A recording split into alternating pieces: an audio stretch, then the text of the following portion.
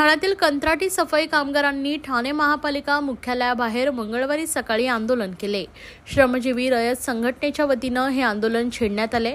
Metro waste handling private Limited या ठेकेदाराकडे कार्यरत असलेल्या सुमारे 55 कामगारांवर उपासमारीची वेळ आली आहे।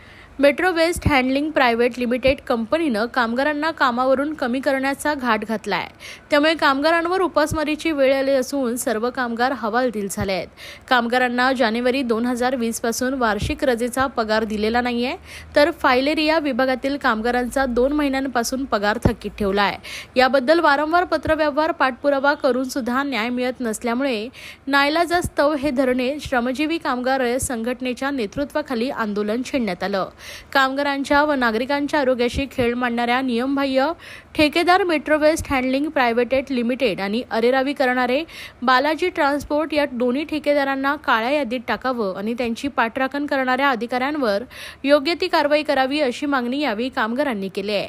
स्वच्छ ठाणे सुंदर ठाणे ही संकल्पना डोळ्यासमोर ठेवून प्रत्येक कामगार ठाणे शहराला सुंदर व स्वच्छ बनवण्याचा प्रयत्न करीत असतात।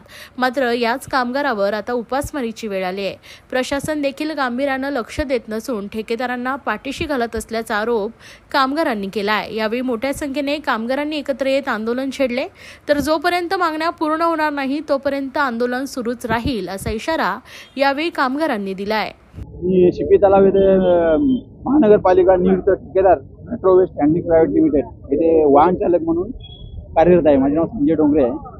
तर गेल्या 2 महिन्यापासून मे जून आणि आता 3रा महिना चालू आहे। 3 महिन्याचा पगार नाही आहे, 3रा महिना चालू झाला म्हणजे 2 महिन्याचा पगार नाही आहे। वार्षिक रजेचा पगार दिला जात नाही आहे। ठेकेदार हा सांगतोय की मला काम परवडत नाही, मला रेटमध्ये परवडत नाही, माझं नुकसान होत आहे। या कारणास्तव म्हणजे स्वतःचं नुकसान होत आहे, या कारणास्तव तो 60 कामगारांना 60 कुटुंबांना रस्त्यावर आणायला तयार आहे आणि त्याचं काम जो सुरू आहे त्याचं काम सुरूच आहे। फक्त त्यांनी तो कॉन्ट्रॅक्ट बेसवर कमिशन बेसवर दुसऱ्याला चालवायला दिलेलं आहे। जसं की महापालिका सांगते की ज्यांनी टेंडर घेतलेलं आहे तो स्वतःलाच चालवायचा आहे आणि असं असताना सुद्धा नियमबाह्य पद्धतीने त्यांनी सब कॉन्ट्रॅक्ट ठेवलेलं आहे आणि ही गोष्ट सर्व अधिकाऱ्यांना माहीत असून सुद्धा ही कामं आजपर्यंत चालू आहेत। आम्हाला त्या गोष्टीबद्दल आक्षेप नाही आहे, पण जर तुम्ही आमच्या कुटुंबावर जर रस्त्यावर आणणार असताल तर मग आम्ही त्या मुद्द्याला हात घालणार। सब कॉन्ट्रॅक्टर तुम्ही कोणत्या बेसवर नेमलाय? नेमू शकत नसताना सुद्धा नेमलाय आणि या बेसवर तो बोलतो मला परवडत नाही, माझ्याकडे वाहनं नाही आहेत, त्याच्याकडे वाहनं नाहीत, स्वतःची वाहनं धूळ खात पडलेली आहेत ते टायगरला आणि हा बेसवर कॉन्ट्रॅक्ट बेसवर खाजगी वाहनं भाड्याने बोलवतोय। त्याला 3-4 हजारात वाहनं मिळतात बाहेरून, मग त्याला स्वतःला 3-4 हजारात वाहनं मिळत असल्यामुळे आम्ही आमच्या पोटावर लाथ मारणार का तुम्ही? हे आम्ही कदापि सहन करणार नाही। जो कोणी ठेकेदार आहे त्याचा आणि महापालिकेचे काही अधिकारी आहेत त्याचं कुठेतरी साठ लोक असल्याचं दुसरा प्रथमदर्शनी तेच दिसतंय, कारण आमची बाजू घेणारा फक्त आम्हीच आहेत आणि आमची श्रमजीवी संघटना आहे। दुसरा आमचं कुणी इथं बाजू घेणारं नाही आहे। यावरून तर हेच स्पष्ट होते की जो तुम्ही प्रश्न विचारलाय। चालू सर, नाव सांगा तुमचं, एकंदरीत किती कामगार आहेत ज्यांचं वेतन थकलेलं आहे, कॉन्ट्रॅक्टरचं नेमकं काय म्हणणं आहे? या अगोदर देखील तुम्ही महापालिकेचे इथे आंदोलन केलं होतं, अधिकाऱ्यांनी तुमचं काय म्हणणं मांडलं? मी सीपी तलाव वागळे ह्या डम्पिंग ग्राउंडमध्ये सफाई कामगार म्हणून या पदावर 12 वर्षापासून काम करत आहे आणि ज्यावेळेस 2019ला metro waste handling private limited ही कंपनी आली, ह्या कंपनीनं जेव्हापासून आली तेव्हापासून आमच्यावर अत्याचार, छळवणूक आणि मानसिक त्रास देण्यात चालू केलेला आहे। आज सध्याच्या घडीला 2 महिने झालं पगार दिलेला नाही आहे, त्यानंतर वार्षिक रजेचा पगार आहे तो पण 2 वर्षाचा दिलेला नाही आहे आणि 55 कामगारांना त्यांनी घरी बसवलेलं आहे, नोटीस दिलेली आहे आणि आम्ही महानगरपालिकेला सतत निवेदन देत असतो। हे बघा, हे निवेदन दिलं होतं की ठेकेदाराचं छळवणूक होत आहे आणि ह्या निवेदनानुसार आम्ही अधिकाऱ्याकडे येऊन महापालिकेचा वारंवार पाठपुरावा केला आणि ज्या दिवशी आम्हाला नोटीस दिली त्या दिवसानंतर सतत आम्ही महानगरपालिकेमध्ये येत आहोत आणि अधिकाऱ्याकडे सुद्धा पाठपुरावा करत आहे, पण आम्हाला कुठल्याही अधिकाऱ्यांनी प्रतिसाद दिलेला नाही आहे। त्यामुळे आम्हाला हे आंदोलनाचं पाऊल उचलावं लागतंय, कारण आमचे जे 55 कामगार आहेत भर पावसामध्ये आज घरी बसलेले आहेत, त्यांच्या मुलाबाळाला शिक्षणासाठी आज शाळेची फी भरायला पैसे नाही आहेत, हा महत्त्वाचा आहे। आणि ही मेट्रो कंपनी आमचा इतका छळवणूक करते मानसिक आणि आर्थिक बाबतीमध्ये, पूर्णपणे आम्हाला खचून यांनी असा प्लॅनिंग केलेला आहे।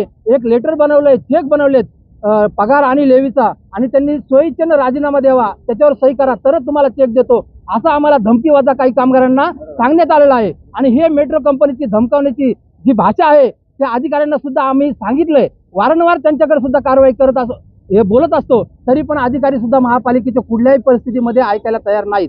आतापर्यंत आम्ही भरपूर अधिकाऱ्यांना मिटिंग घेतोय, 4-4 वाजेपर्यंत थांबतोय, 5-5 वाजे दिवसभर आम्ही महानगरपालिकेत येतोय. जेव्हापासून आम्हाला कामगारांना नोटीस दिली आहे, जेव्हापासून कामगाराला काढून टाकले, त्यामुळे आम्ही असा विचार केला आहे की जोपर्यंत आमचा 2 महिन्याचा पगार, वार्षिक रजेचा 2 वर्षाचे 2 पगार आणि आम्हाला कामावर घेत नाही, तोपर्यंत आम्ही इथून हलणार नाहीये. आमची ही आता शेवटची भूमिका आहे.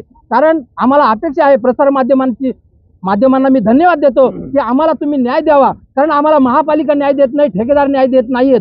त्यामुळे आम्हाला रस्त्यावर उतरावं लागत आहे. आणि आमची जर ह्या जर आमच्या बाबी, ह्या जर आमच्या ज्या मागण्या आहेत त्या जर पूर्ण नाही झाल्या, तर आम्ही मुलाबाळाला, बायकोला घेऊन इथं येऊन रोडवर थांबणार आहोत, जोपर्यंत आमच्या मागण्या पूर्ण होत नाही. कारण आमचा हा अत्यंत म्हणजे आता खूप शेवटचं पाऊल उचललंय. कामगार काही हॉस्पिटलमध्ये आहेत, काही जण तर काल कामगार मला एक बोलत होता की मी रस्त्यावर उतरतो, नाही तर त्या डम्पिंग ग्राउंडवर जाऊन उघडा झोपतो.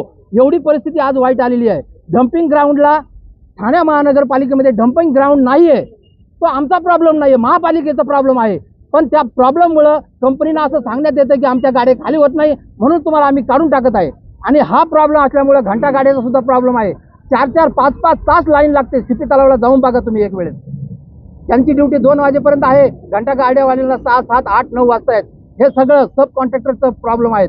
ह्या सगळं सब कॉन्ट्रॅक्टरचं प्रॉब्लेम असून सुद्धा अधिकारी लोक कोणीही मनावर घ्यायला तयार नाहीयेत. आणि फायलेरियाचा सुद्धा विषय आहे. फायलेरियाचे सुद्धा कामगार आहेत, त्यांना सुद्धा 2 महिन्याचा पगार दिलेला नाही. एकंदरीत सगळे ठेकेदार महापालिकेच्या बाजूने काम करतायत, कामगाराची बाजू कोणी घेत नाहीत. त्यामुळे आम्ही एक अत्यंत टोकाचं पाऊल उचललेलं आहे. आम्हाला याच्याशिवाय पर्याय नाहीये. तुम्ही आम्हाला साथ द्यावी आणि प्रसार माध्यमांनी आम्हाला न्याय मिळवून द्यावा, हीच तुम्हाला विनंती करतो.